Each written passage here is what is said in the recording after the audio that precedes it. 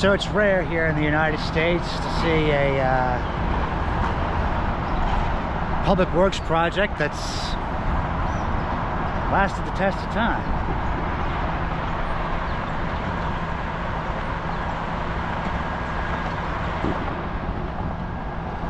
You'll find nothing more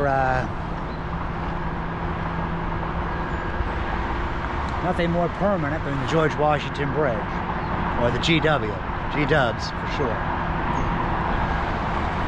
So upper level and a lower level.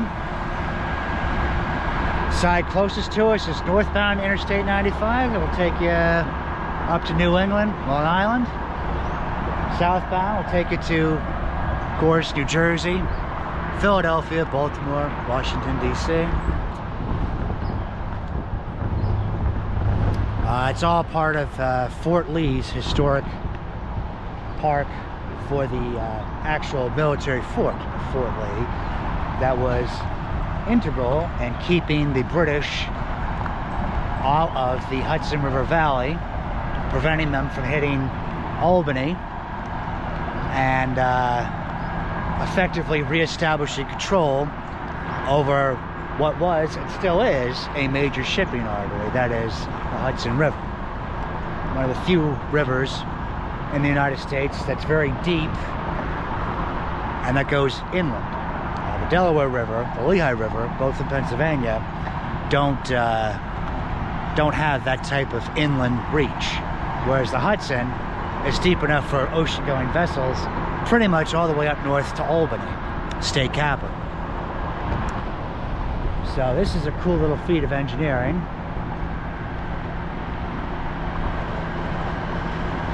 As well as being very, very photogenic.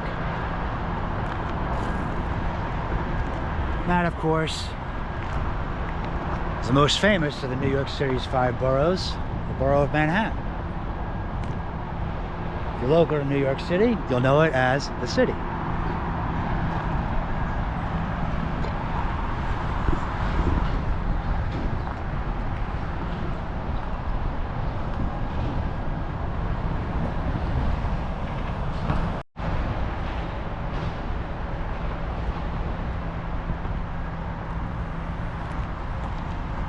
So this is the Hudson River. This is where we are, at the base of the George Washington Bridge here.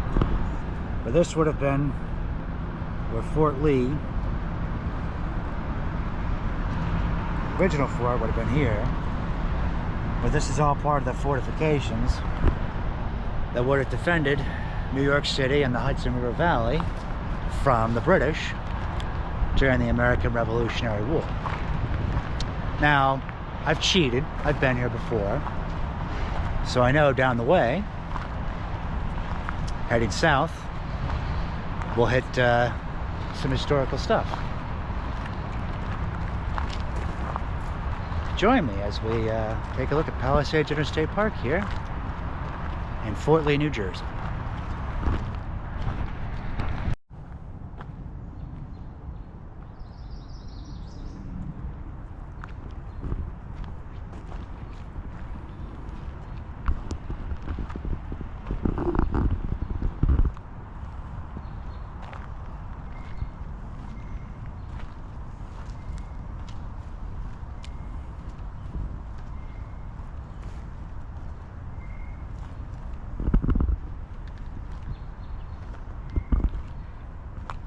This is what they call a blockhouse. It's not original, but it is a reproduction. And it's only around about 20 years old. It was built by volunteers, and they had actually used the building materials and techniques of the age.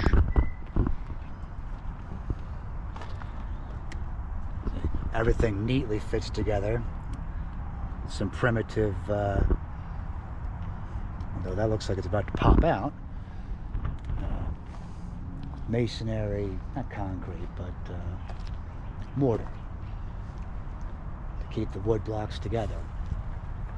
And you kind of see that mortar popping out. So they went to all that money to build it. Doesn't seem like anybody's actually trying to maintain it.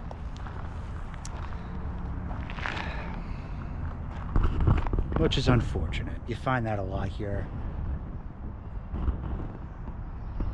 in the United States. No real deep respect for history. Nobody's putting the money out to maintain it.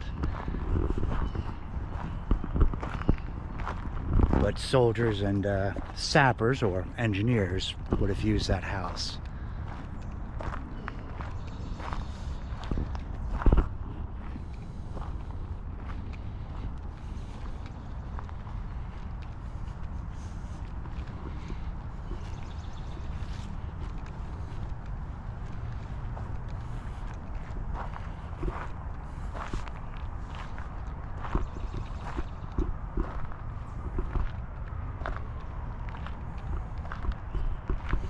Now they do leave some of the remnants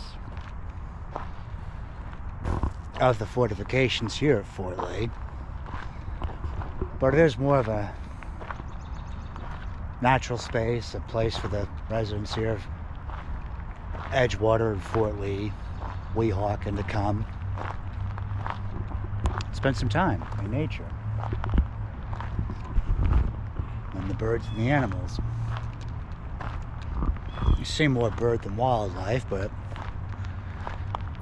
if you spend any time in nature, you know that they don't always pop out to say hello.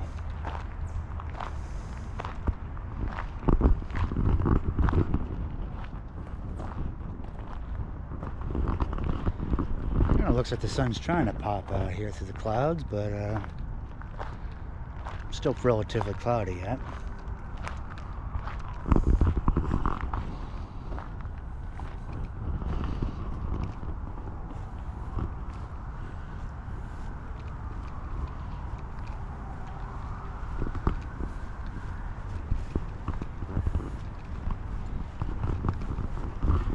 So this is what I was talking about earlier about the cannons.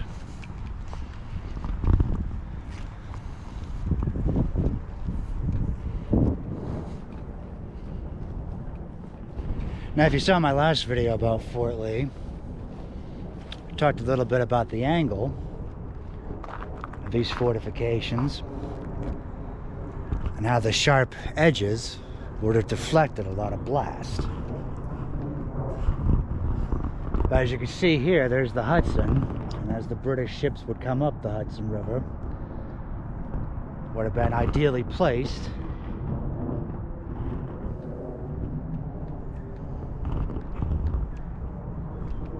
a cannon like this would be great to shoot up, and then the cannonball would go right down for a nice big hole right in the bottom of the ship, filling it with water.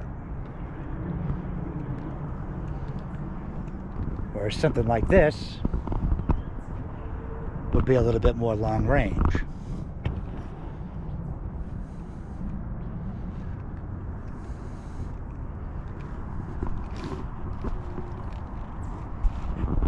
See kind of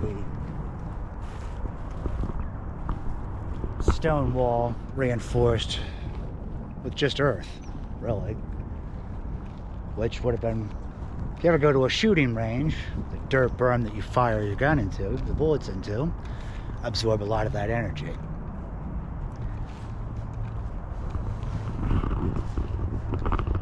So if the British were to try to fire a cannon, they'd hit the palisades or they'd hit this wall, and a lot of that energy would be deflected.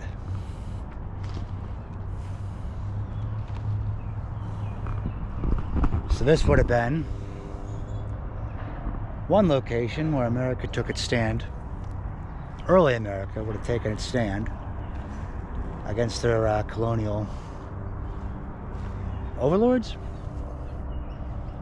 Of course, George Washington or Thomas Jefferson would call them oppressors. You see the sun starting to come out. It's actually starting to get warmer now.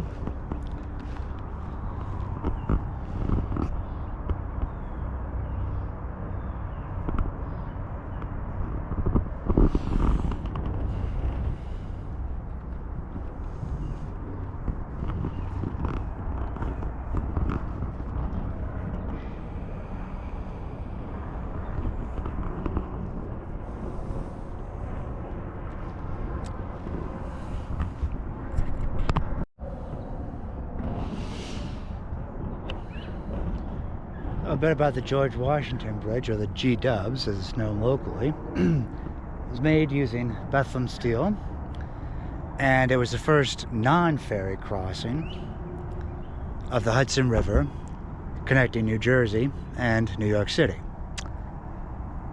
It's the oldest of the crossings. There's the G-dubs. Down by Midtown there's the Lincoln Tunnel, and further south of that there is the Holland Tunnel.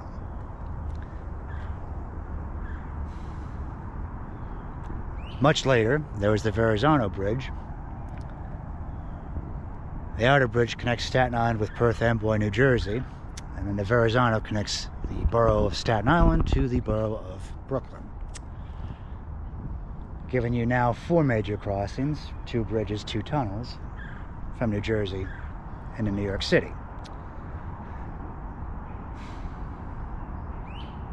Now, with a push to get people away from vehicle traffic, since New York City is very congested and parking is at a premium, the state of New York and the state of New Jersey came together and they created a bi-state agency called the Port Authority of New York and New Jersey. And they operate an underwater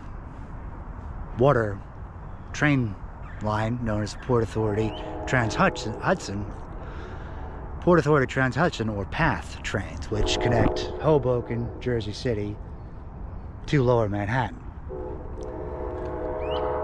So you don't have to worry about paying for New York City parking, finding a parking spot. You just kind of take the train. Park in New Jersey, take the train. Walk to work. So it could potentially make New York City more of a greener city with the availability of public transit options. Makes it kind of cool.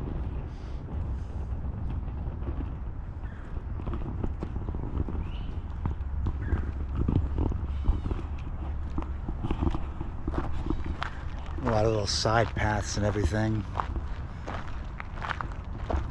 Some of them historical trails, some of them... Oh, you're welcome. Some of them historical, some of them more nature-y.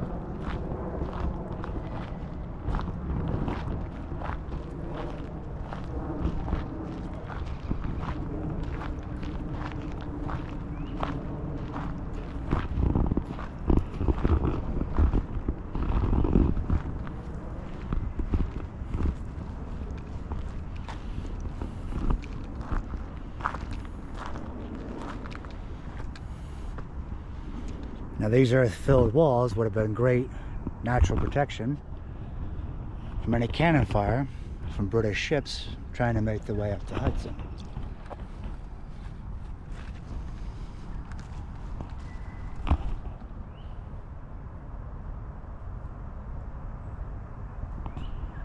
I didn't think there'd be deer in Fort Lee, New Jersey. He's a Jersey boy, though. He don't care.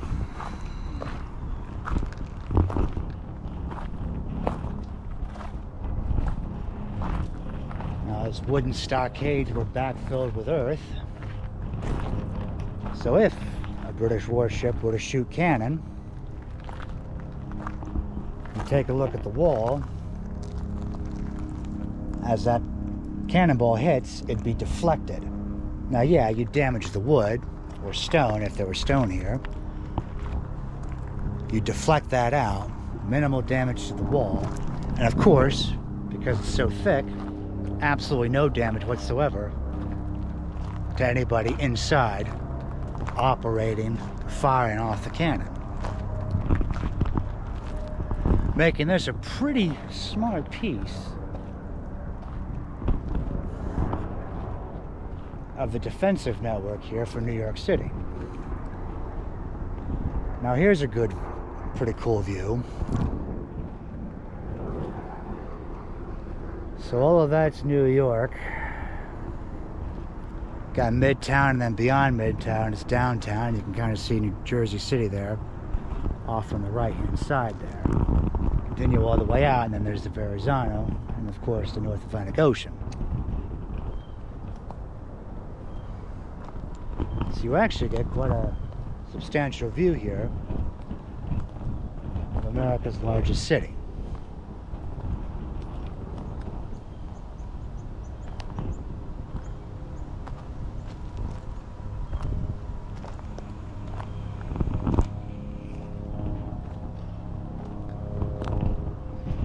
Now this rock is unstable and uneven,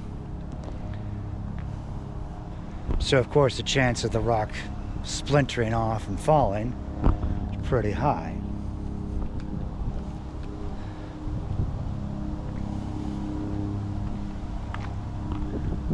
I actually have to print up signs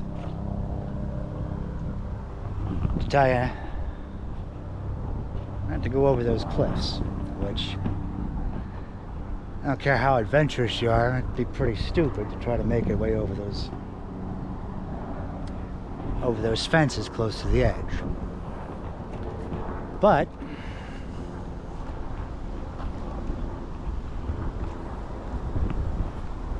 it is still a pretty cool view, I gotta admit. It shows you just how wide the Hudson River is. When Sully Sullenberger waterlanded his Airbus on the Hudson, didn't really have to worry about hitting anyone or anything.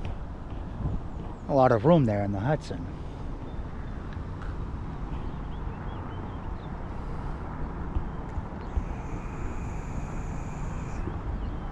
Got those nice houses down there, hugging narrow streets.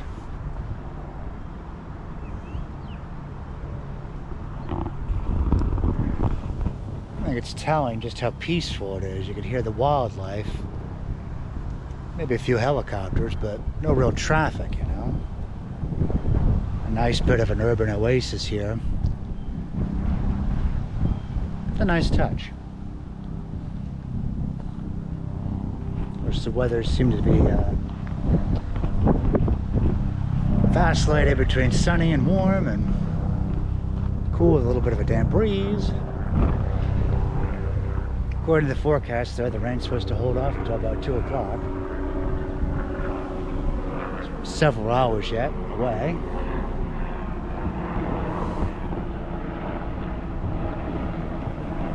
But yeah.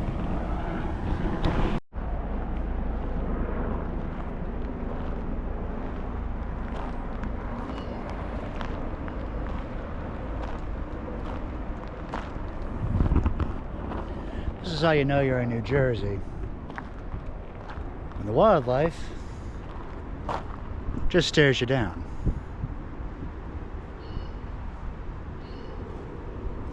There's actually a couple of them.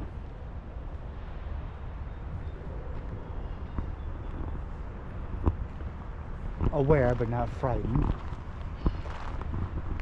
Whereas in Pennsylvania they dart.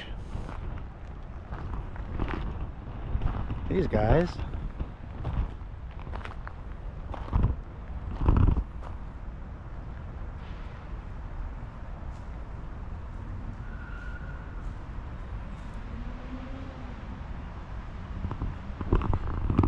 just seem to be taking it in their stride.